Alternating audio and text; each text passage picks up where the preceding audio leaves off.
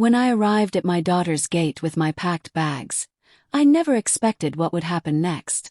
She opened the door and said, "Mom, I don't want you here anymore. Lisa is more like a real mother to me than you ever were." I thought she was joking until she called 2 men to carry my bags outside. I walked away quietly. The next day, something happened that she never saw coming. I will share this story with you today. Before I continue, please press the like button. Write in the comments where you are watching from, and subscribe so you won't miss tomorrow's amazing story. Let me start from the very beginning. I remember standing outside her big iron gate that Tuesday afternoon. The sun was hot on my back and I felt so happy inside. After my marriage ended, I had been living in a tiny room downtown. Now my daughter had invited me to stay with her. Finally, we could spend time together and fix our broken relationship. Her house looked like something from a magazine. The walls were painted cream color, and beautiful roses grew along the fence. Everything looked so clean and expensive. I pressed the doorbell and waited. My heart was beating with excitement. When the door opened, she looked at me with eyes that seemed empty. There was no smile, no warmth, nothing. My stomach felt tight with worry, but I told myself to stay positive. She moved to the side without saying hello. Her movements were stiff and cold, like I was a salesperson she didn't want to talk to. Inside, everything smelled like lavender and expensive candles. The floors were shiny marble. Beautiful paintings hung on every wall. I felt scared to touch anything because everything looked so costly and perfect. The air between us felt heavy and strange. I tried to talk to her about her job and her friends. She answered with 1 or 2 words that told me nothing real. When we walked into her sitting room, I noticed something that made my chest hurt. There were photos of my ex-husband everywhere. Big ones, small ones, framed ones on shelves and tables. Next to his pictures were photos of Lisa, his new wife. My daughter had pictures with them at beaches and restaurants. But nowhere, not one single place, could I find a picture of me. Not even an old one from when she was little. That hurt cut deeper than any knife ever could. I put my old suitcase down carefully on her expensive rug. I turned to face her, trying to smile. She stood with her arms folded across her chest. Her eyes were on her phone, not on me. Then she spoke words that would change our lives forever. "Mom, we need to have a serious talk right now." Her voice sounded flat, like she was reading from a boring book. I nodded even though my hands started shaking. My mouth felt dry. "I've thought about this for many weeks," she said, still not looking at my face. "I've decided that I don't want you living here. Actually, I don't want you around me at all anymore." I laughed nervously because this had to be some kind of strange joke. Maybe she was upset about something else and taking it out on me. "Sweetheart, what are you saying?" I asked softly, trying to keep my voice calm. She finally looked up from her phone and stared straight into my eyes. "I never really liked you, Mom. You've always been annoying, always crying, always needing attention, always making everything about your feelings. Dad and Lisa understand how to give me space. They don't bother me like you do." Every word felt like someone was hitting me in my chest with a hammer.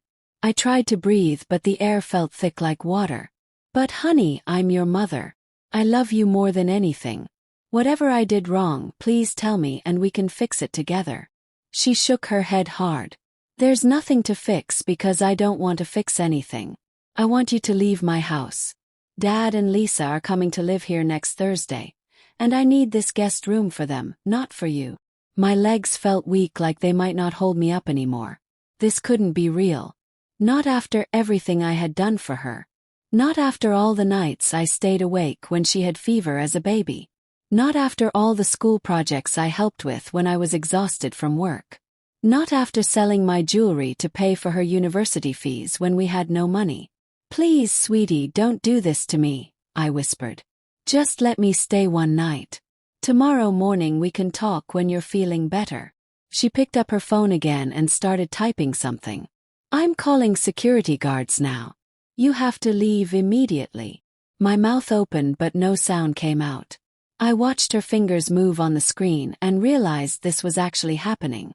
My own daughter was throwing me out like I was garbage on the street. The whole room started spinning around me. I grabbed the arm of her sofa to keep from falling down. "You can't really mean this," I finally said. "Where will I go? I gave up my small room to come here. I thought we were going to spend time together and be close again." She didn't even look at me. "That's your problem to solve, not mine. I never asked you to give up your room.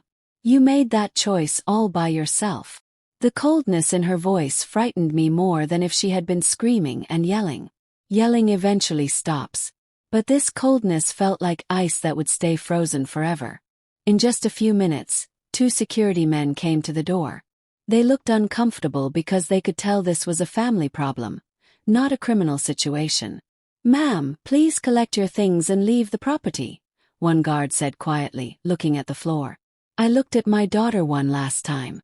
I hoped she would change her mind. I hoped she would see how much she was hurting me. But she just stood there with her arms folded, watching me like I was a stranger who had broken into her house. I picked up my suitcase with hands that were shaking badly. My eyes were full of tears, but I refused to let them fall while she was watching. I would not let her see me cry. As I walked toward the front door, I passed family photos on the hallway wall. Pictures of her first birthday party. Pictures of her wearing her school uniform on her first day.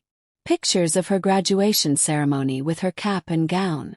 I was in every single picture, smiling big and looking so proud.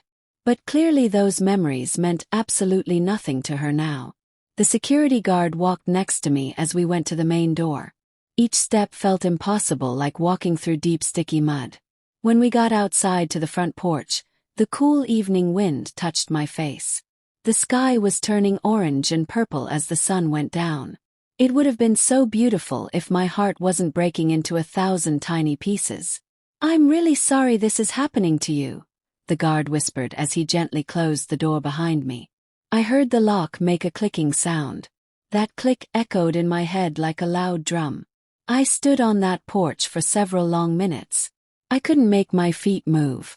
My suitcase felt heavier than a bag of rocks. Cars drove past on the road. People walked their dogs and waved hello to each other. Everyone else's life was continuing normally, while my whole world was crashing down around me. Finally, I forced my legs to take one step, then another step, then another. I walked down her long driveway feeling completely alone and lost. My car was parked down the street. I opened the back and threw my suitcase inside with more force than I needed to. Sitting in the driver's seat, I held the steering wheel tightly with both hands. I stared at her house through my windshield. The lights were on inside. I could see my daughter's shadow moving past the window. She was probably already changing things in the guest room, erasing any trace that I was ever supposed to be there. I started my car engine but didn't drive away yet. Memories flooded into my mind without permission. I remembered holding her as a tiny newborn baby, whispering promises that I would always keep her safe.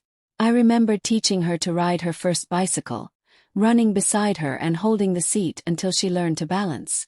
I remembered sitting with her at the kitchen table late at night, both of us tired but working hard on her homework together.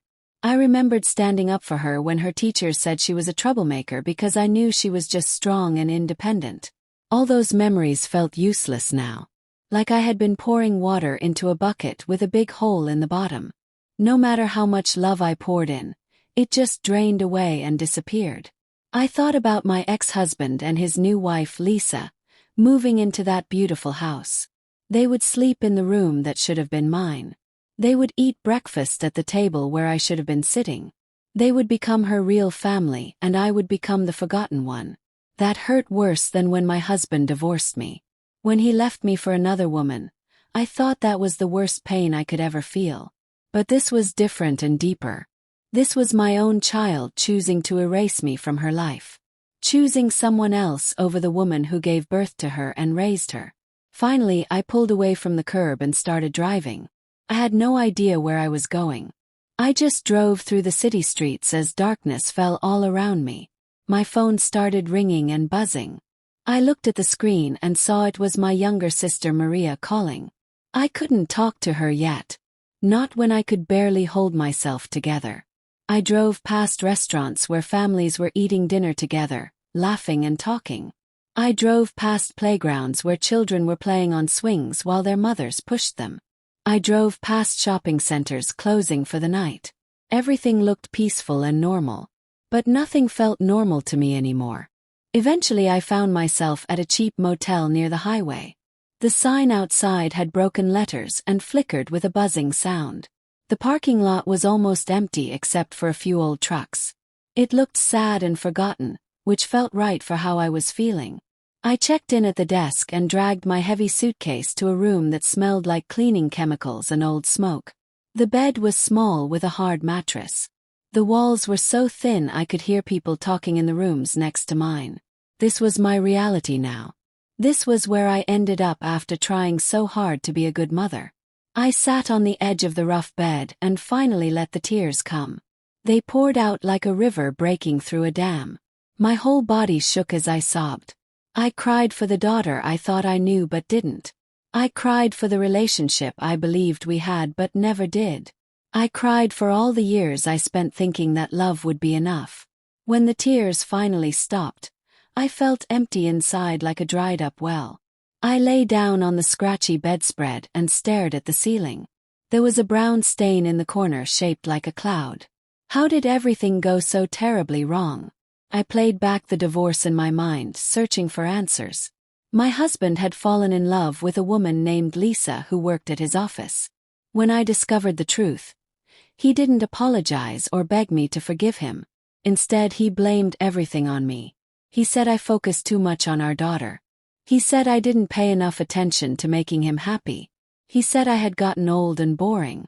Each excuse felt like another betrayal on top of the first one. The divorce was ugly and full of fighting. But through all of it, I believed my daughter would stand beside me. I thought we would support each other through this terrible time. Instead, she grew closer and closer to her father and Lisa. She started spending every weekend at their apartment. She started calling Lisa by her first name like they were best friends. She started asking them for advice instead of coming to me. At first, I told myself this was normal teenager behavior. Young people need space to figure out who they are becoming. I gave her room to breathe, thinking she would come back to me when she was ready. But the distance between us only grew wider and wider. Phone calls became shorter and shorter. Visits became less and less frequent. Her excuses became more and more creative. I tried everything I could think of to reconnect with her. I planned special mother-daughter trips to the beach. I sent her thoughtful gifts for no special reason. I showed up at all her important events like sports games and concerts. But nothing I did worked. She treated me like an annoying relative she had to tolerate at family gatherings, not like the mother who raised her from birth. Now, lying in this cheap motel room with thin walls, I finally understood the complete truth. My daughter had made her choice a long time ago. Tonight was just the first time she said it out loud to my face. My phone buzzed with another text message. It was from Maria again, asking if I was okay and where I was. I started typing a response saying I was fine, then I deleted it. I wasn't fine at all. I was the complete opposite of fine. But I didn't have the energy to explain what had happened. Not yet. Sleep didn't come easily that terrible night. Every time I closed my eyes, I saw my daughter's cold face looking at me. I heard her voice saying she never liked me. I felt the door locking behind me with that awful clicking sound. When I finally fell asleep, I had nightmares about being locked outside of buildings. I was knocking on doors that nobody would open. I was calling for help but nobody would come. I woke up before the sun came up, feeling exhausted and emotionally broken. The room looked even sadder in the gray morning light. I took a long shower in the tiny bathroom, letting the hot water run over me until it turned cold. Getting dressed felt like moving through thick honey. Everything took twice as long as it should have taken. I looked at myself in the foggy mirror and barely recognized the woman looking back at me. My eyes were red and swollen from crying. My face looked older somehow, like I had aged 10 years in one single night. This wasn't the strong woman I used to be. This was someone broken and defeated. But as I stared at my reflection, something changed inside me. A small spark of anger began to grow beneath all the sadness. Who was my daughter to treat me this way? After everything I had sacrificed for her. After every sleepless night worrying about her. After every time I put her needs before my own needs. That anger felt good and powerful. It felt better than the crushing sadness that was trying to swallow me whole. I held on to that anger like it was a rope pulling me out of deep water. I thought about my ex-husband and Lisa moving into my daughter's house. They probably thought they had won some kind of competition. They probably thought they had successfully turned my daughter against me forever. They probably thought they could just move in and play happy family without any consequences at all. They had no idea what was coming their way. Because what nobody knew, what I had kept completely secret for many months, was that I had been preparing for exactly this possibility. Not because I wanted revenge on anyone, but because I needed to protect my future. During the divorce process, I had learned a very painful lesson.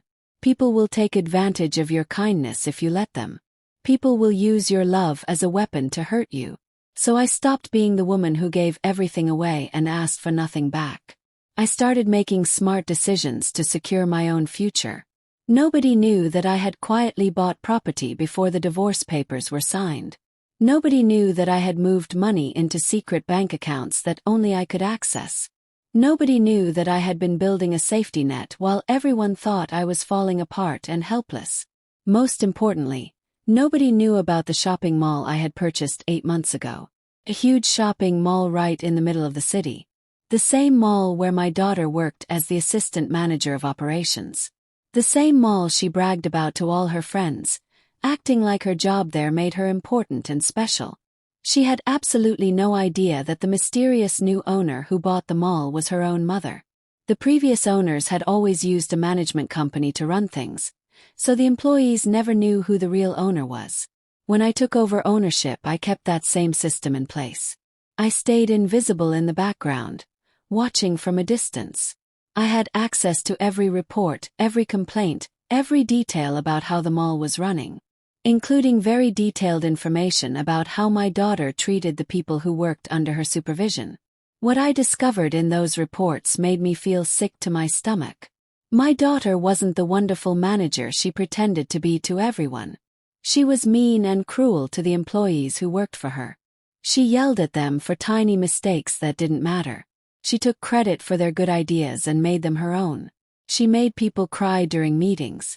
She acted like she was better than everyone else just because of her fancy job title. Reading those reports felt like reading about a complete stranger. This wasn't the kind, sweet girl I had raised from birth. This was someone who used power to hurt innocent people. Someone who enjoyed making others feel small and worthless. I wanted desperately to believe the reports were wrong or exaggerated. I wanted to think people were just jealous of her success and making up lies. So I did something I never imagined I would do. I visited the mall disguised as a customer doing research for a potential business. I wore completely different clothes than I normally wore. I styled my hair in a new way. I even wore reading glasses that I didn't actually need. My own daughter walked right past me 3 times without recognizing who I was. I spent the entire day observing her carefully. I watched her snap angrily at a young worker who brought her coffee that wasn't hot enough. I heard her make fun of someone's presentation in front of the whole team, embarrassing them. I saw her take a phone call from her father, laughing and chatting warmly and sweetly. Then she hung up and immediately turned ice cold when dealing with her employees. By the end of that long day, I knew the absolute truth. My daughter had become someone I didn't recognize anymore. Someone I wasn't even sure I liked as a person. That night in the motel room, I made a final decision. I was completely done being the mother who absorbed all the pain and never fought back. I was done protecting someone who clearly had zero respect for me.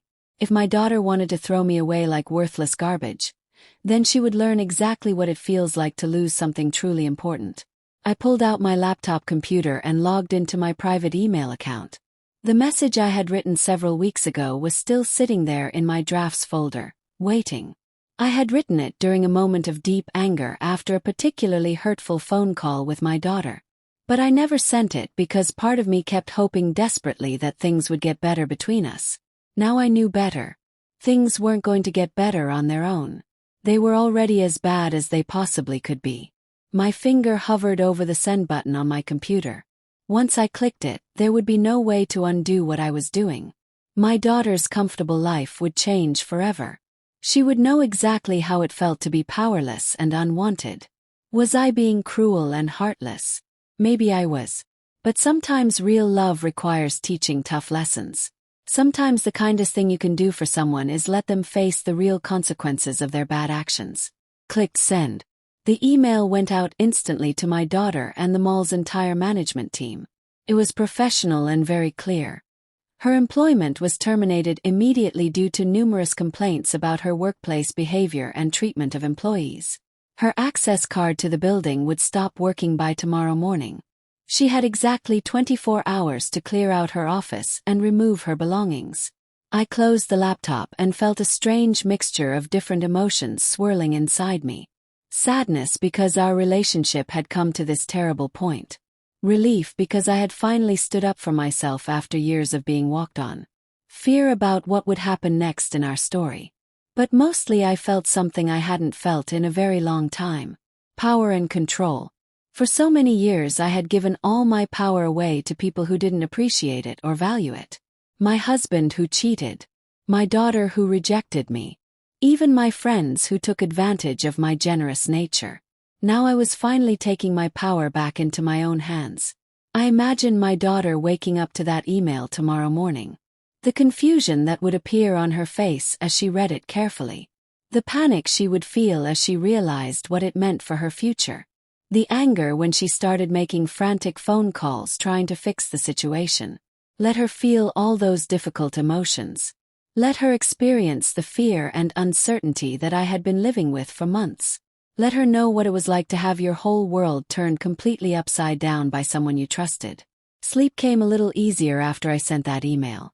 Not peaceful, restful sleep, but the exhausted sleep of someone who had finally made a very difficult decision. When morning light came through the thin curtains, I checked my phone immediately. 15 missed calls from my daughter. 12 angry text messages. 3 long voicemails. I deleted every single one without reading or listening to any of them.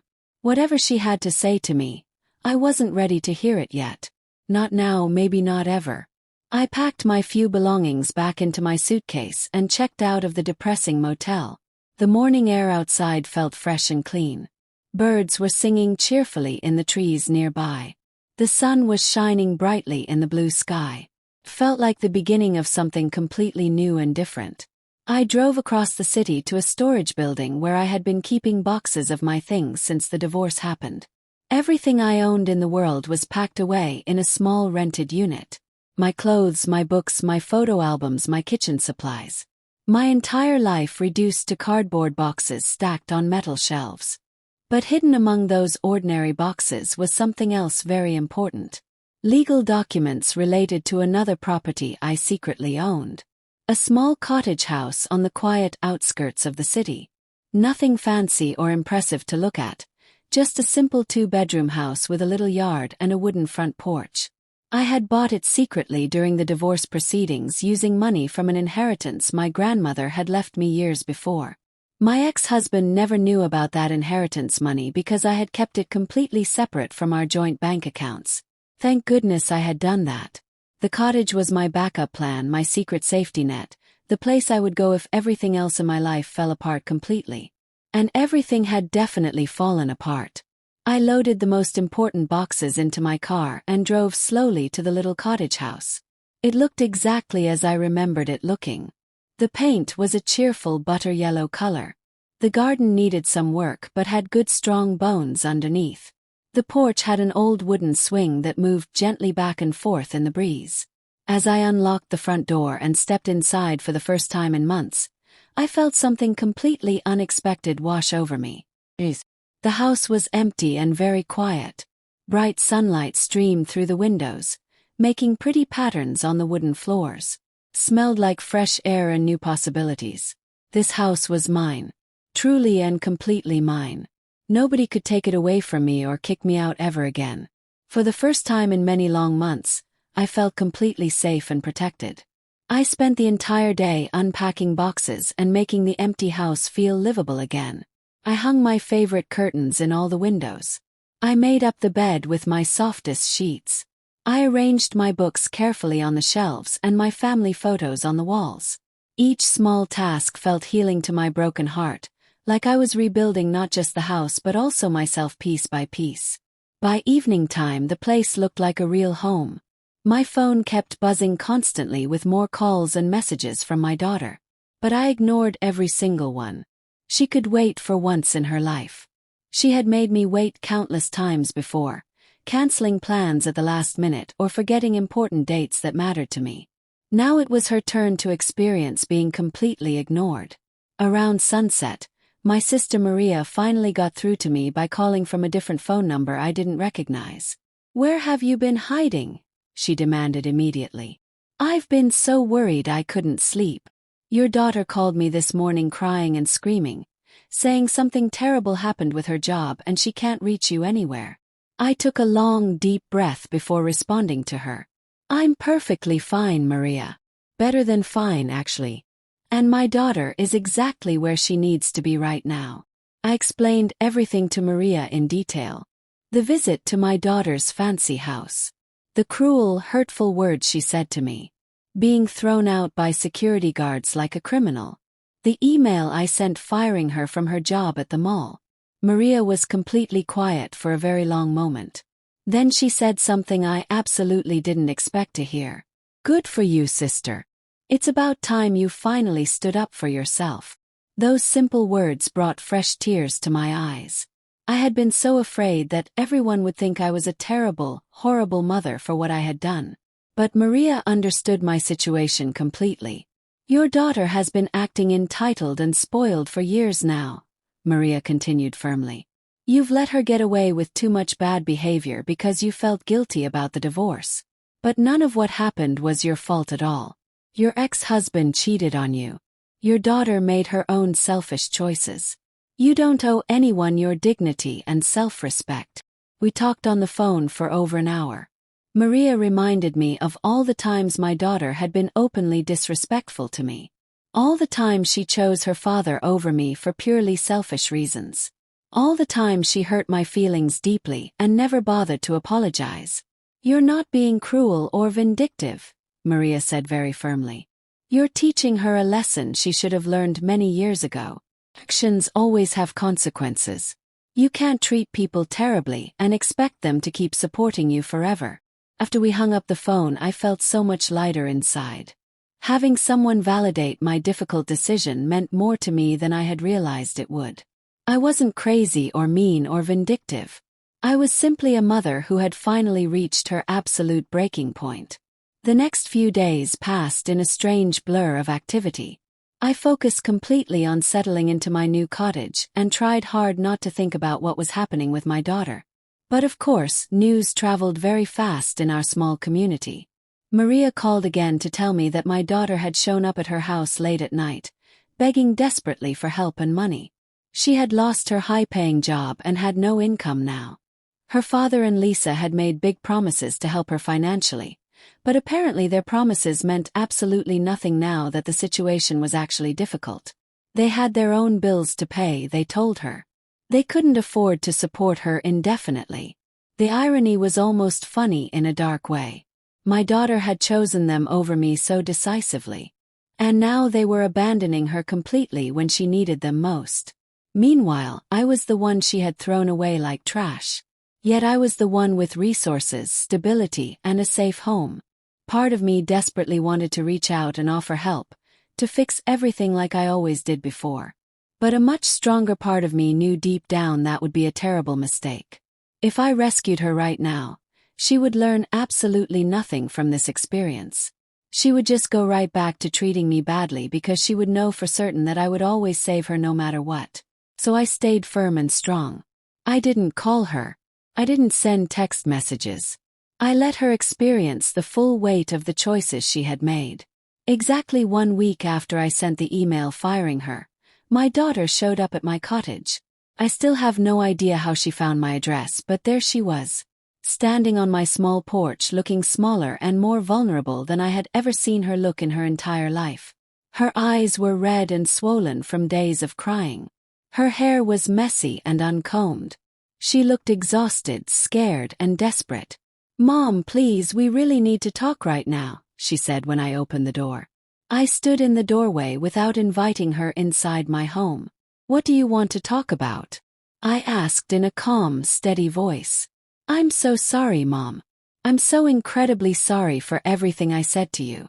I didn't mean any of it. I was angry about the divorce and I took all my anger out on you unfairly." I studied her face very carefully, looking for real signs of genuine remorse versus just panic at losing her comfortable lifestyle. "You told me you never liked me," I said quietly but firmly. "You called security guards to physically throw me out of your house. You chose your father and Lisa over your own mother who raised you. Which specific part of all that didn't you actually mean?" She started crying even harder, tears streaming down her face. "All of it, Mom. I didn't mean any of it at all. I was being stupid and cruel and horrible. Please, I desperately need your help. I lost my job. I can't pay my bills anymore. Dad and Lisa won't help me at all. I have absolutely nowhere else to turn." There was clear as day the real reason for her tears and apologies. Not genuine regret for hurting me as a person. Just pure fear about her own difficult situation and needing money. "So you're here because you need something from me," I said carefully. "Not because you actually care about repairing our broken relationship." She looked genuinely shocked, like that thought had never even occurred to her mind. "No, that's not. I mean, yes, I need help, but I also really miss you. I realized how much you mean to me."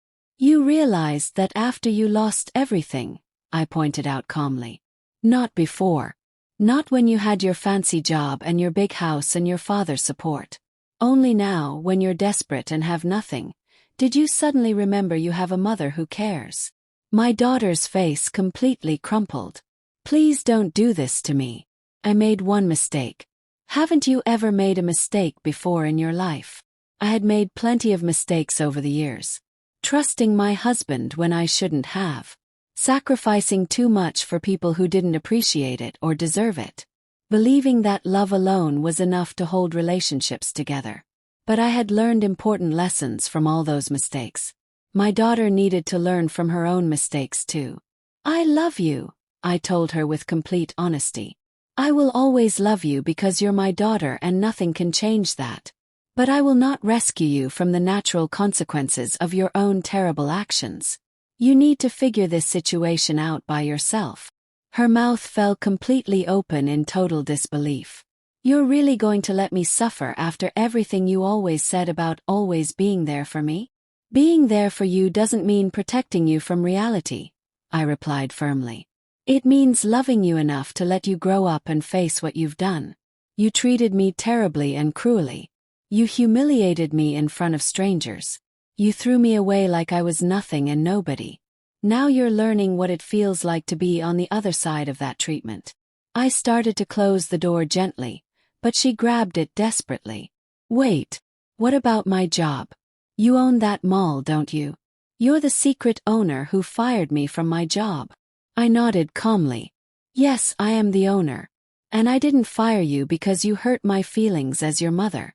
I fired you because you were a terrible manager who treated employees badly.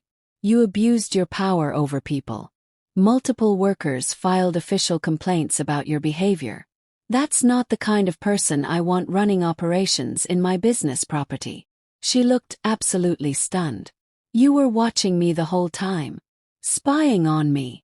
"I was doing my job as a responsible property owner," I explained. "Making sure my business investment was being managed properly and ethically. And what I found was that my daughter had become someone I didn't recognize at all. Someone mean, cruel, and entitled. That broke my heart far more than anything you said to me that night." Tears streamed down her face continuously. "So what happens now? You're just going to abandon me completely like everyone else has?" "I'm not abandoning you," I said very firmly. I'm giving you space and time to learn who you really are without me constantly fixing everything for you. You're an adult woman now. You're capable and smart. You can find another job. You can learn to treat people with basic respect and kindness. You can grow and change from this difficult experience. But you have to do it completely by yourself. I'm done carrying you through life. I gently but firmly closed the door and locked it. Standing on the other side, I listened to her cry on my porch. Every single instinct in my body screamed at me to open that door immediately. To tell her everything would be okay. To write her a check and solve all her money problems. But I forced myself to stay completely still and strong. This was the hardest thing I had ever done in my entire life. Harder than the divorce. Harder than being thrown out of her house. Harder than anything I could possibly remember. After several long minutes, I heard her footsteps walking away slowly. I peeked through the curtain and watched her get into her old car and drive away. My heart felt like it was being squeezed in a tight vice. That night, I cried myself to sleep once again. Not because I regretted my decision at all, but because being a good parent sometimes means breaking your own heart to teach your child a truly important life lesson. The following weeks were incredibly difficult for me emotionally. My daughter continued trying desperately to reach me through every method possible. Her messages went from angry and accusatory to pleading and manipulative. She tried using guilt trips. She tried playing the victim. She tried having other people contact me on her behalf to convince me. I stayed strong through all of it. I responded only one single time with a short, clear message. I love you deeply. When you're ready to have a real, honest conversation about mutual respect and personal accountability, not just about what you need from me financially, I'll be here waiting. But not before then. Then I blocked her phone number for my own mental health and sanity. Maria kept me updated on what was happening in my daughter's life. She had moved into a small, cheap apartment across town. She had found a job at a different company in a lower position with significantly less pay than before. She was struggling with money and life, but she was surviving day by day. Most importantly, Maria said she seemed to be genuinely changing as a person. She was quieter and more thoughtful than before.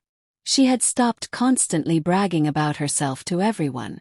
She had started volunteering at a community center on weekends, helping elderly people with their shopping and errands. Maybe hitting rock bottom was exactly what she needed to wake up. Maybe losing everything comfortable had finally taught her the true value of the people who genuinely loved her. I focused completely on building my own new life during this time period. I started attending a support group for divorced women every Tuesday evening. I made wonderful new friends who truly understood what I had been through. I took a painting class at the community college and discovered I actually had real talent for it. I read all the books I had been meaning to read for years but never had time for. I traveled to places I had always dreamed of seeing but never visited. For the first time in many decades, I was living completely for myself instead of for everyone else around me. It felt strange and wonderful and scary all at the same time. My little yellow cottage became my perfect sanctuary from the world. I planted colorful flowers all around the garden. I hung wind chimes on the porch that made beautiful sounds. I adopted a fluffy orange cat from the local animal shelter. He curled up next to me every single evening while I read my books. This was my life now. Simple, quiet, peaceful, and entirely my own. Nobody could take it away from me or diminish it. It existed completely independent of anyone else's approval or participation. Exactly 3 months after that painful confrontation on my porch, I received a letter in my mailbox.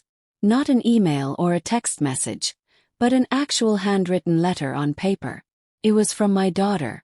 I almost threw it directly in the trash without reading it, but something deep inside made me open it carefully instead. The letter was 6 full pages long, written in my daughter's messy handwriting that I recognized immediately. She started by apologizing sincerely and completely. Really apologizing from her heart, not just saying empty sorry words because she wanted something from me. She took full responsibility for all her terrible actions. She explained that losing everything comfortable had forced her to look at herself honestly for the very first time in many years. She admitted openly that she had been cruel, entitled, selfish, and ungrateful. She said she finally understood completely how much I had sacrificed for her throughout her entire life. She said she understood how badly she had taken me for granted. She wrote detailed paragraphs about the lessons she was learning from living completely on her own with no safety net beneath her. About how hard it was to manage money carefully, pay all the bills on time, and handle life without someone always there to catch her when she fell or failed. She said she was genuinely grateful that I had let her experience these struggles instead of immediately rescuing her like I always did before. She wrote about her new job and how she was actively trying to become a much better person every single day.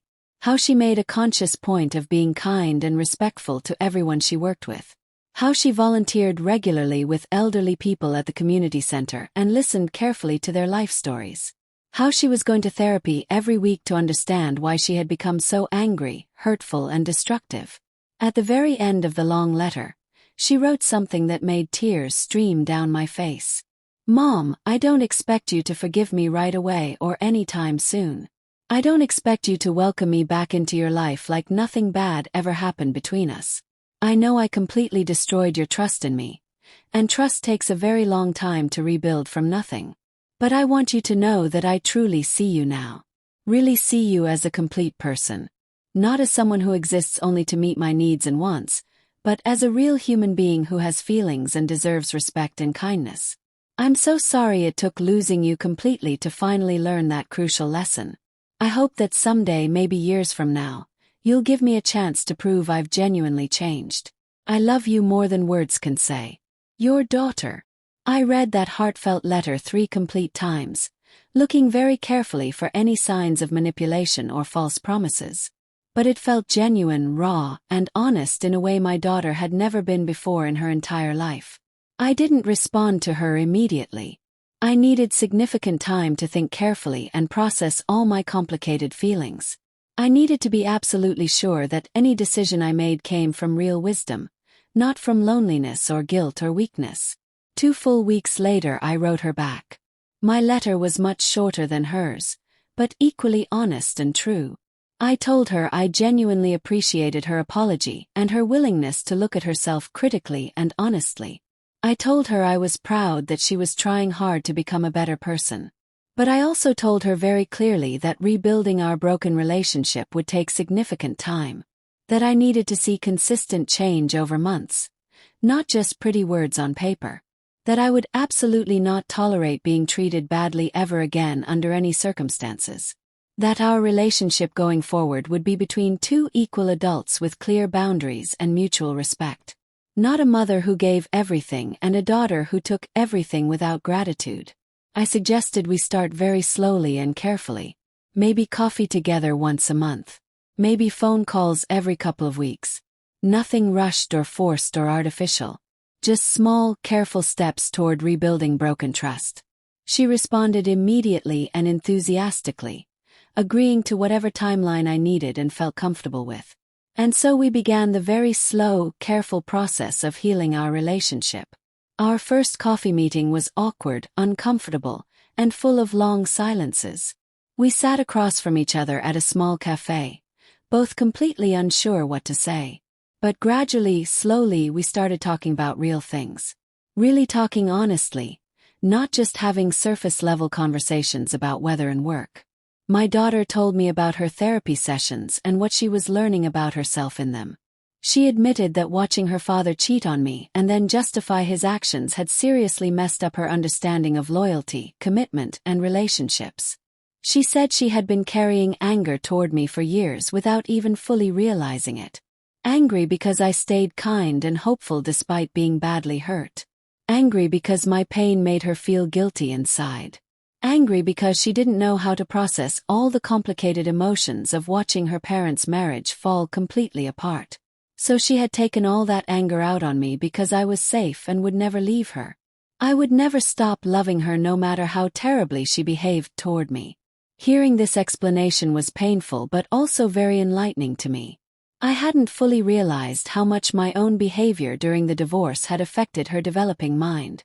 How my complete inability to set healthy boundaries had actually harmed our relationship instead of protecting it like I thought. We both had serious work to do on ourselves. Me on learning to set firm boundaries and demand respect. Her on learning to treat all people with kindness even when she was hurting inside. Our second meeting went noticeably better than the first.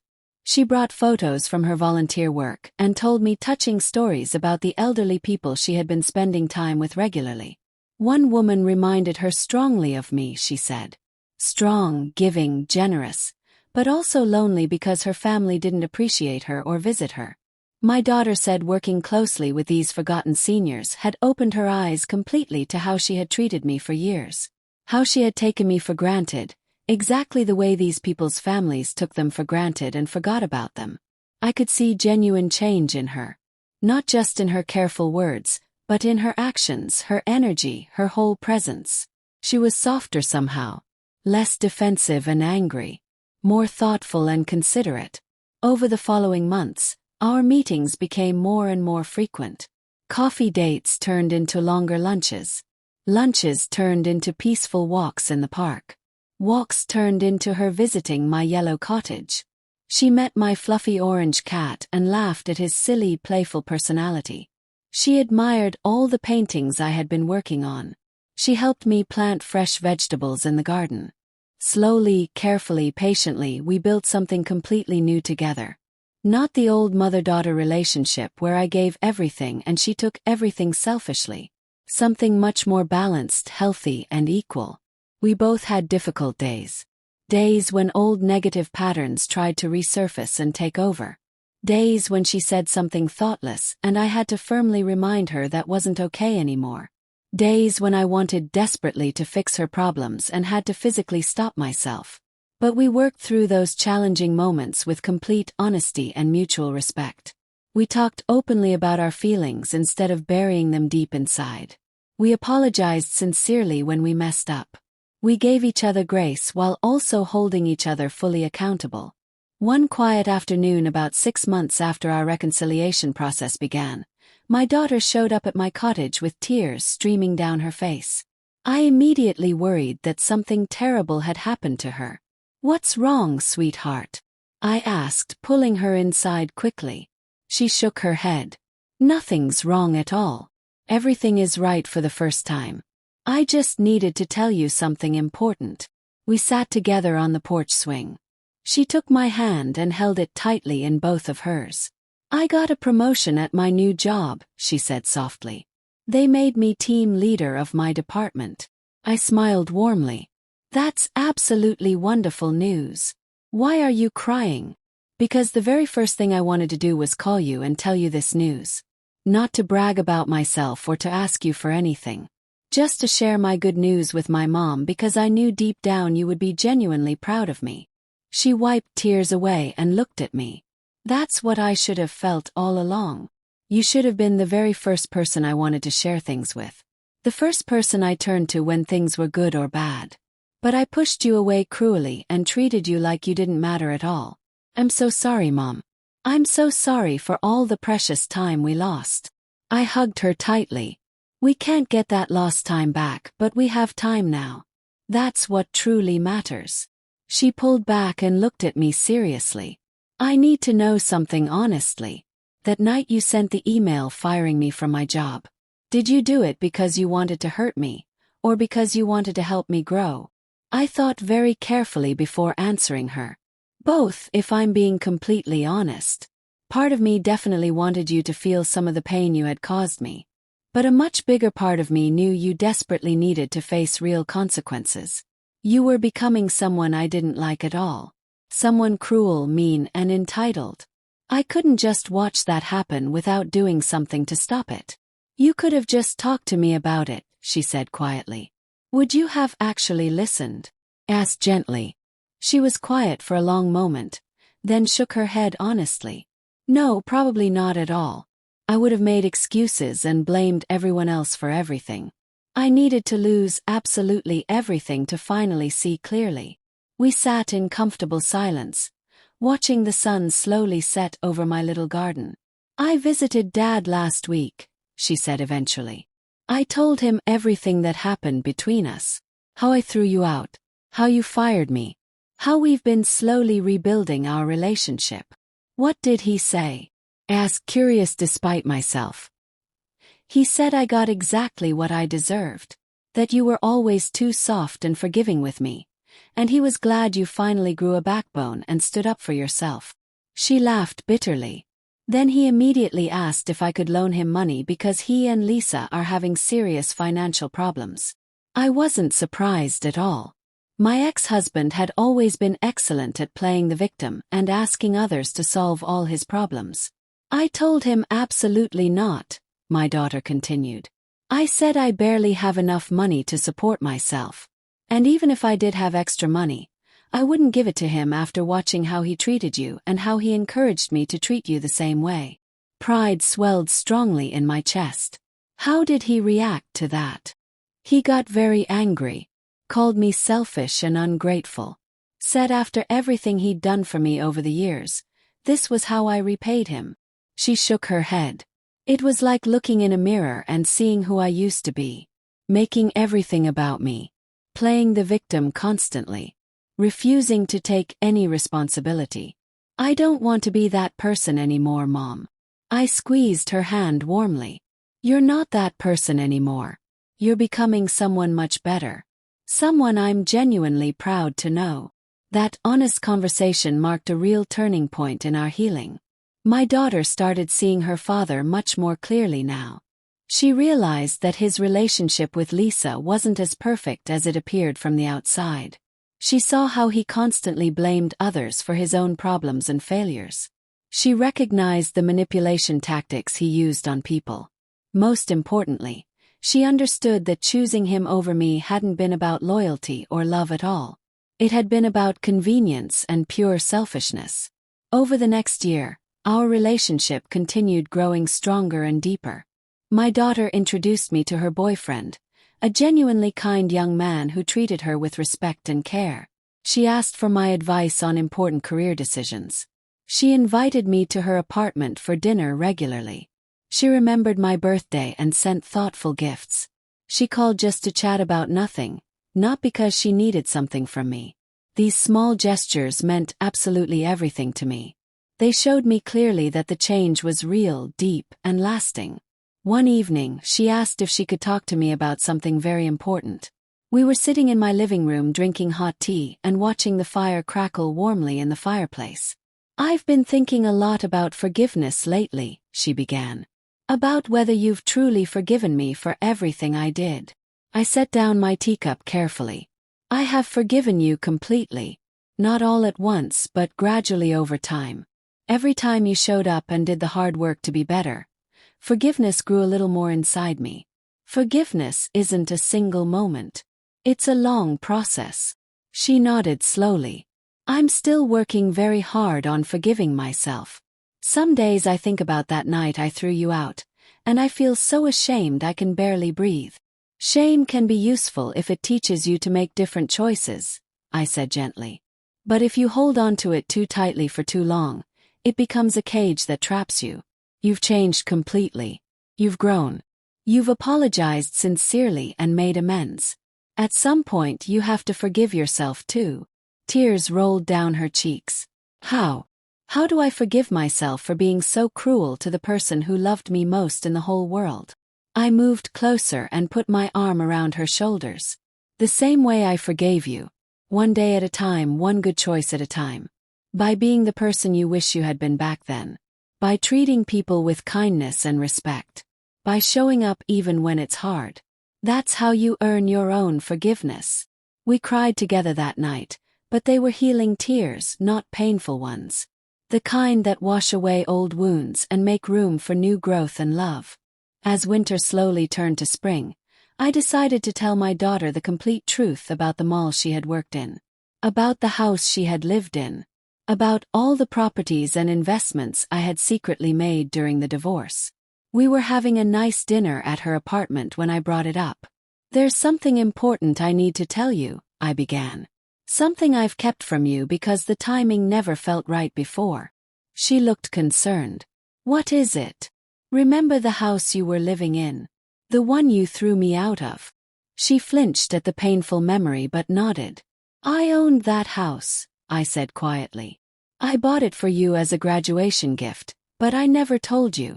I wanted you to feel independent and proud, so I arranged for you to rent it at an incredibly low price you could afford. You thought you were making it completely on your own, but I was supporting you financially the whole time. Her face went completely pale. What? But I thought Dad helped me get that house. He took credit for it because I let him, I explained. I didn't want to make things complicated. I just wanted you to be happy and secure. She put her head in her hands. Oh my God. I threw you out of a house you owned. A house you bought for me. Yes, but you didn't know that, I said.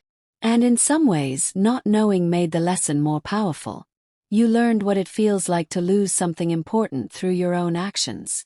I continued telling her about all the investments, the mall, the careful planning I had done to protect myself financially during the divorce.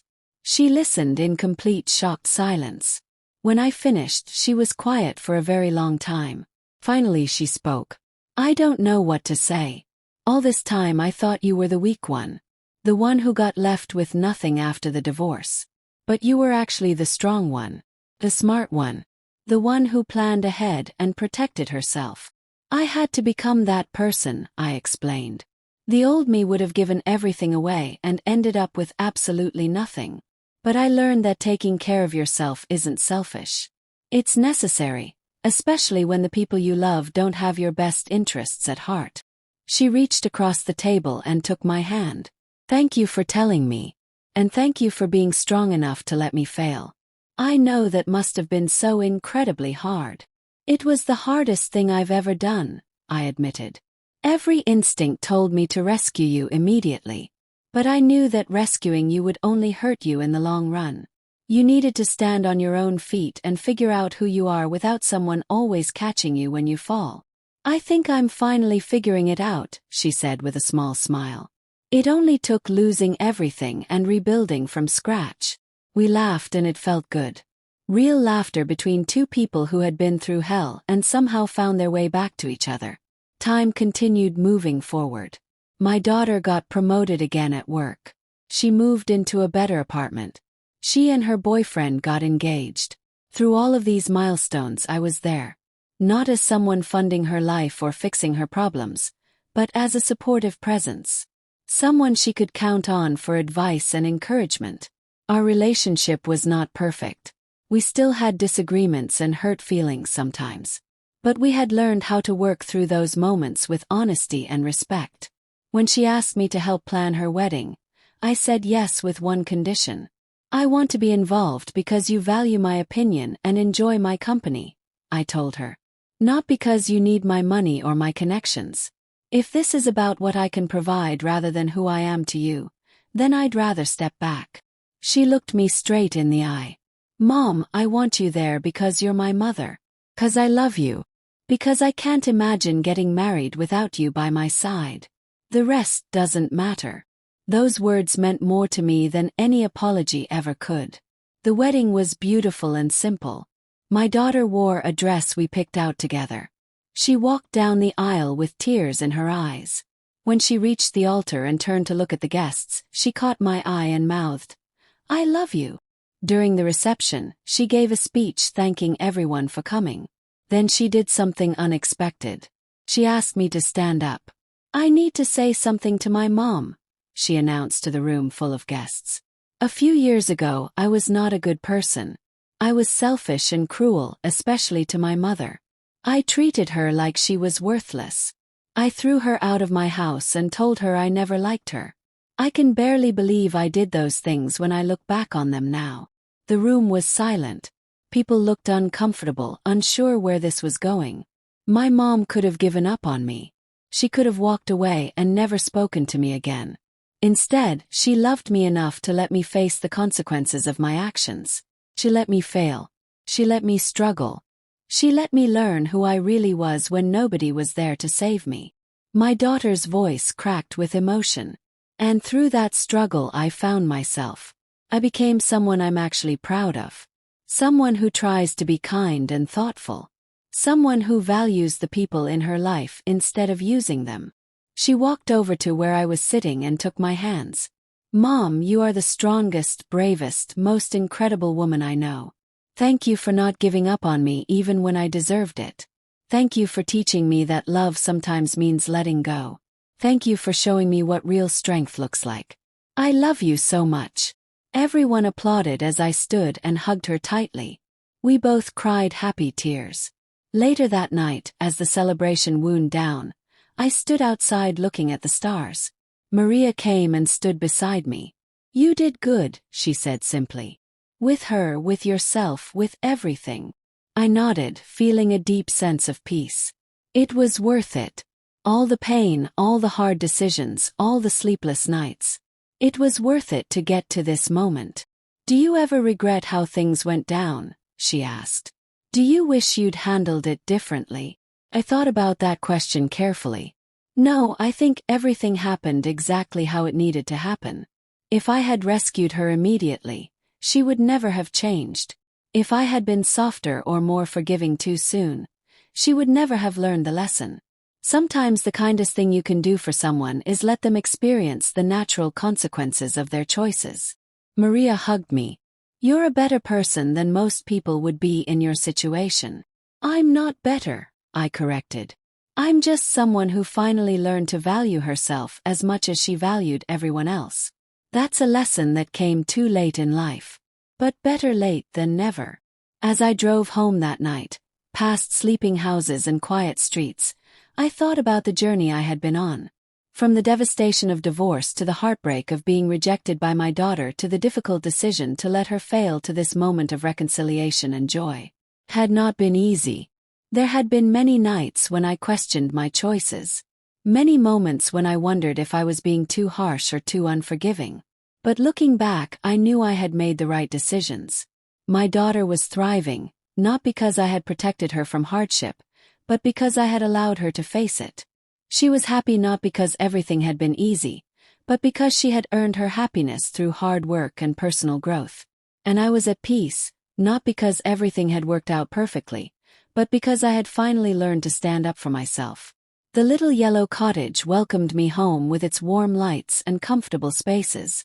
My cat greeted me at the door, purring loudly.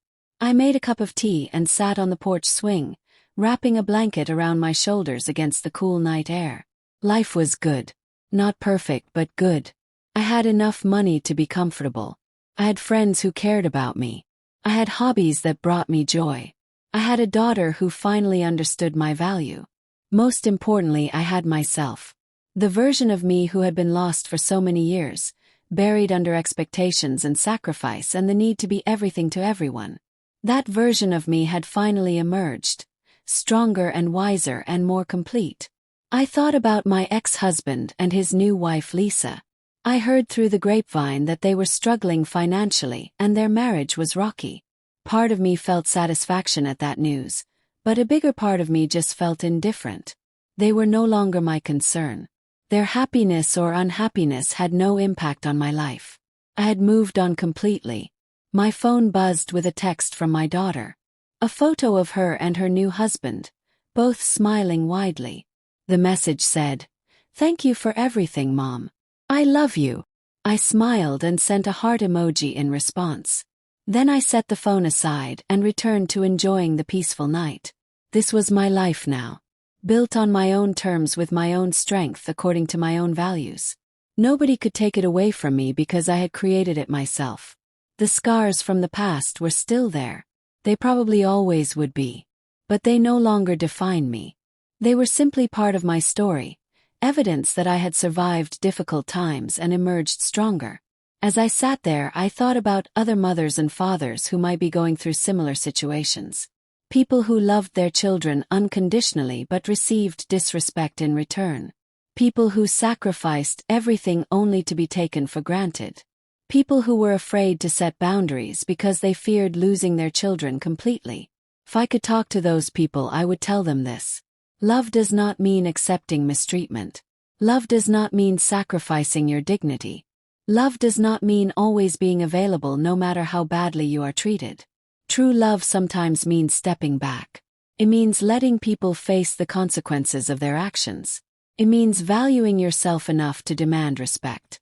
It means having the courage to set boundaries even when it hurts. And most importantly, it means understanding that you cannot control how other people treat you. You can only control how you respond. You can choose to continue accepting disrespect, or you can choose to walk away until respect is offered. I chose to walk away, and in walking away I saved both myself and my daughter. I saved myself from a life of being used and taken for granted.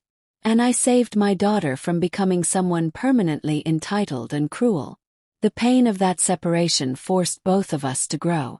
Looking back now, years later, I can honestly say I would make the same choices again. Not because I wanted to hurt my daughter, but because I loved her enough to let her become who she needed to be. And I loved myself enough to stop accepting treatment I did not deserve. The stars shone brightly above me. The night was peaceful and still. Inside my little yellow cottage, everything was exactly as it should be. I had built this life from nothing, from heartbreak and rejection and loss. I had taken all that pain and transformed it into something beautiful and strong. My daughter had her own life now.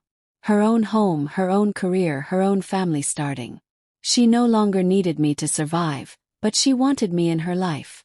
And that made all the difference. We talked regularly now. Real conversations about hopes and fears and dreams. She asked for my advice and actually listened. She remembered important dates. She showed up when she said she would. She had become reliable and thoughtful and kind. The woman I always knew she could be if she just had the chance to grow. Sometimes I still thought about that terrible night when she threw me out. The cold shock of rejection. The humiliation of being escorted out by security. The crushing realization that my own daughter did not value me. But those memories no longer brought only pain. They also brought gratitude. Gratitude for the wake-up call. Gratitude for the strength I found within myself. Gratitude for the opportunity to build something better. If that night had never happened, I might have spent the rest of my life accepting scraps of affection, settling for being tolerated instead of valued, believing that was the best I deserved. Instead, I learned that I deserved so much more. And once I learned that lesson, everything changed. I finished my tea and stood up, stretching my tired muscles. It was time for bed. Time to rest and recharge for whatever tomorrow would bring. As I walked inside and locked the door behind me, I felt completely safe. This was my sanctuary, my refuge, my home in every sense of the word. Nobody could throw me out of here. Nobody could make me feel unwelcome. This space was mine, bought with my own money, filled with my own belongings, reflecting my own taste.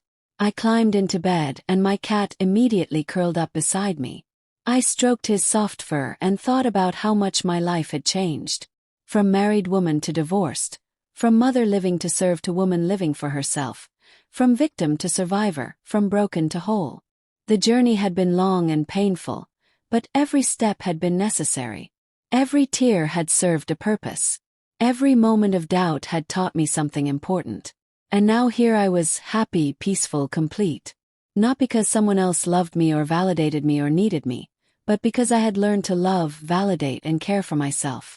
That was the real lesson, the one that took me decades to learn.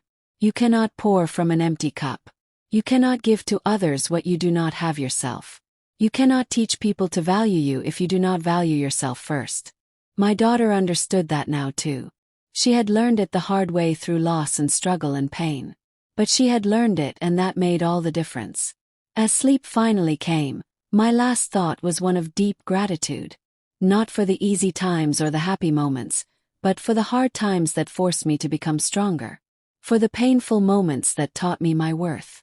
For the struggles that showed me what I was capable of surviving. Life had knocked me down repeatedly. My husband's betrayal. My daughter's rejection. The loss of everything familiar. But I had gotten back up every single time. Not quickly, not gracefully, but determinately. And in getting back up, I had discovered something powerful. I was stronger than I ever knew, more capable than I had imagined, more deserving than I had believed. Those discoveries were worth every moment of pain. Morning came softly with sunlight filtering through my bedroom curtains. I woke feeling rested and peaceful. My cat stretched lazily beside me, yawning widely. It was a Saturday. No obligations, no schedule, just a day to spend however I wanted. I made coffee and sat at my kitchen table looking out at the garden. The vegetables I had planted were growing well. The flowers were blooming beautifully. Everything I had nurtured was thriving. That felt like a metaphor for my life. The things I tended with care and attention grew strong. The things I neglected withered. For too many years, I had neglected myself while nurturing everyone else. Now I was finally finding balance. My phone rang. It was my daughter. "Good morning, Mom. I hope I didn't wake you." "No, I've been up for a while. How are you?" "Good. Really good. I was calling to see if you wanted to come over for brunch tomorrow." "Nothing fancy. Just eggs and toast and conversation." Smiled. "That sounds perfect. What time?" "How about 10? I'll be there." After we hung up, I sat with that warm feeling you get when someone thinks of you and reaches out simply because they want your company.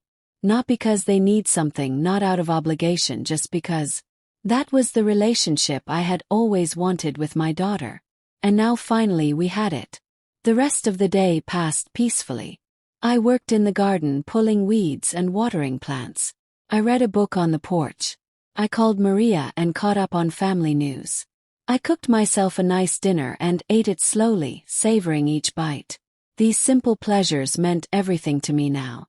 They were evidence that I had built a life worth living, a life that belonged entirely to me. Nobody could take it away or diminish it. It existed independent of anyone else's approval or participation. Sunday morning arrived bright and clear. I dressed carefully, choosing an outfit that made me feel comfortable and confident. I picked up fresh flowers from the market to bring to my daughter's apartment. When I arrived, she greeted me with a warm hug. Her husband welcomed me kindly. Their home smelled like coffee and cinnamon rolls. We sat around their small dining table and talked about everything and nothing. Work challenges, future plans, funny stories, random observations. It was easy and comfortable. The kind of conversation that flows naturally between people who genuinely enjoy each other's company. At one point, my daughter reached over and squeezed my hand. "I'm really glad you're here, Mom." "Me too, sweetheart." "Me too." After brunch, we walked to a nearby park. The weather was perfect. Warm sunshine, gentle breeze, blue sky dotted with white clouds. We found a bench overlooking a pond where ducks paddled lazily. "Can I ask you something?" my daughter said after we had been sitting quietly for a while. "Of course. Do you think you'll ever get married again or date or give someone else a chance?" I considered the question carefully. Maybe someday if I meet someone who adds to my life instead of taking from it. Someone who respects my boundaries and values my independence. But I'm not looking actively. I'm happy as I am. "You deserve someone wonderful," she said firmly. "Someone who sees how amazing you are and treats you accordingly." Her words touched me deeply. This was the daughter I had always hoped she would become. Someone who thought about others, who wanted good things for the people she loved, who understood that everyone deserved respect and kindness. "Thank you, sweetheart. That means a lot coming from you." We sat together watching the ducks and feeling the sun on our faces. This moment was perfect in its simplicity. No drama, no crisis, no problems to solve. Just two people who loved each other enjoying a beautiful day. As I drove home later that afternoon, I reflected on how far we had both come from that terrible night of rejection to this peaceful day of connection. The journey between those 2 points had been long and difficult. But we had made it together yet separate, connected yet independent, loving each other while also loving ourselves.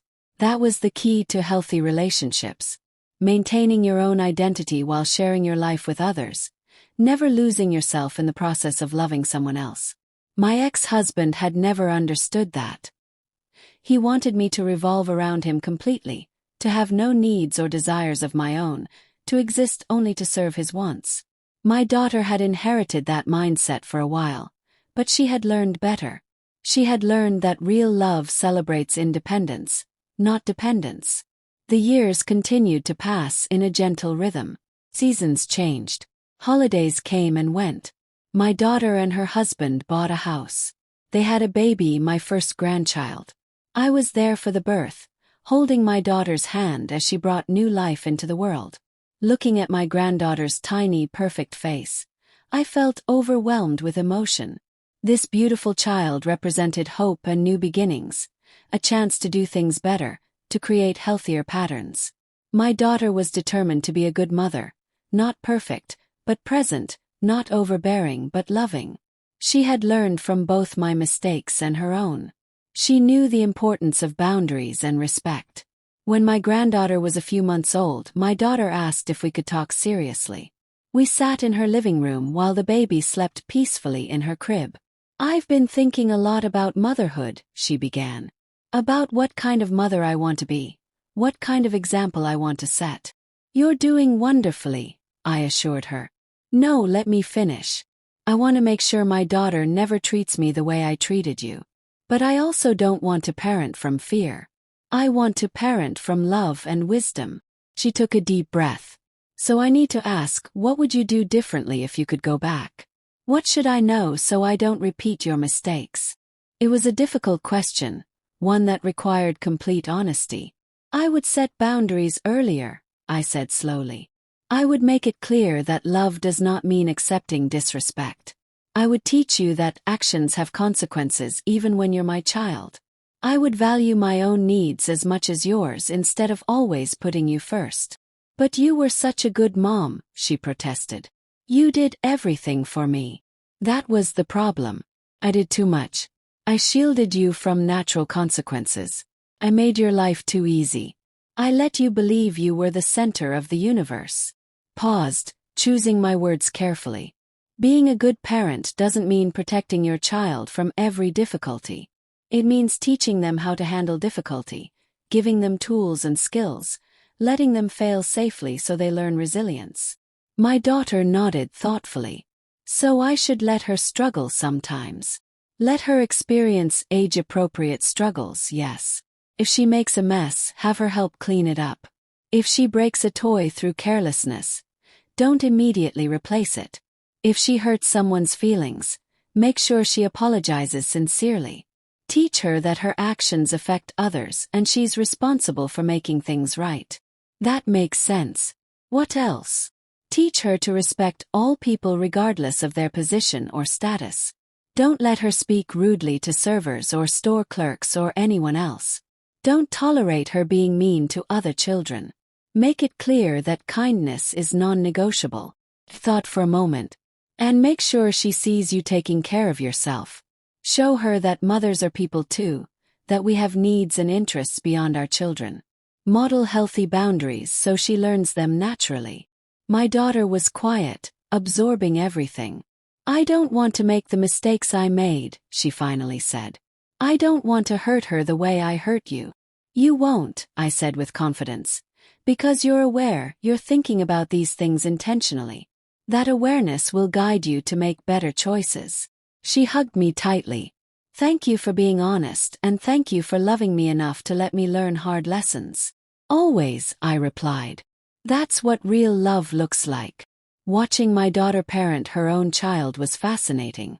She was firm when needed but also warm and affectionate. She set clear rules and enforced them consistently.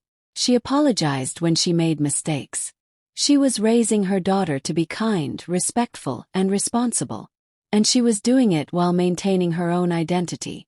She continued working part-time. She made time for her marriage. She pursued her hobbies. She was showing her daughter that mothers are whole people, not just caretakers. This made me deeply proud. The cycle was breaking. The patterns were changing. My granddaughter would grow up with a healthier model of love and relationships. Time moved forward in its inevitable way. My granddaughter grew from baby to toddler to preschooler. She was bright and curious and full of personality. And she adored her grandmother. We had a special relationship, just the two of us. I took her to the park and the library. I taught her to bake cookies and plant flowers. I read her stories and answered her endless questions about how things worked. But I was careful never to undermine her mother. If my daughter set a rule, I enforced it. If she said no candy before dinner, I respected that. I was there to support her parenting, not compete with it. One day, when my granddaughter was about 4 years old, she asked me a question that caught me off guard. "Grandma, were you always happy?" I smiled at her innocence. "No, sweetheart, I wasn't always happy. Sometimes I was very sad." "Why were you sad?" she asked with the directness of young children. "Because some people I loved treated me unkindly, and it took me a long time to learn that I deserved better." She thought about this seriously. "Did they say sorry eventually?" "Yes. After they learned important lessons." "That's good. You should always say sorry when you hurt someone." "Mommy taught me that." "Your mommy is very wise," I agreed. This simple conversation reminded me how far we had all come. My granddaughter was learning lessons at age 4 that had taken me 50 years to understand. She was learning that everyone deserves respect, that sorry matters, that treating people kindly is important. These were the gifts my daughter was giving her child. The gifts I wished I had given my daughter more consistently. But I could not change the past. I could only appreciate the present and support the future. As my granddaughter grew older, she became curious about family history. She asked questions about my life, where I grew up, what I did for work, who my parents were. I answered honestly but age-appropriately. I told her about challenges I had faced and how I overcame them. I told her about mistakes I made and what I learned. One evening when she was about 7, she asked about my divorce. "Mommy said you and Grandpa used to be married, but not anymore. What happened?" I looked at my daughter, who nodded permission for me to answer.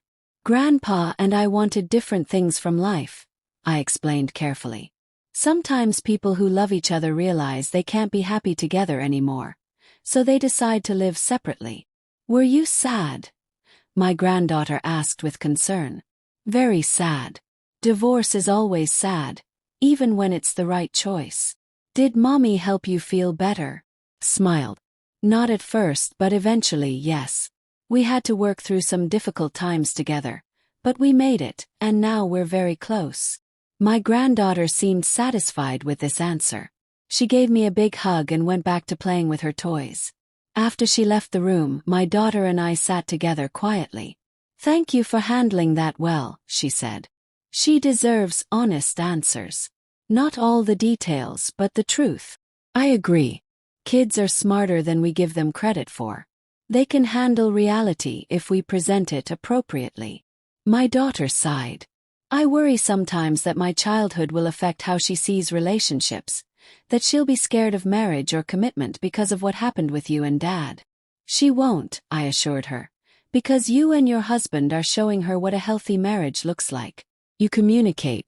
You work through problems together. You treat each other with respect.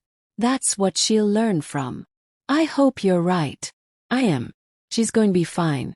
More than fine. She's going to be amazing." And she was. My granddaughter grew into a thoughtful, compassionate young person.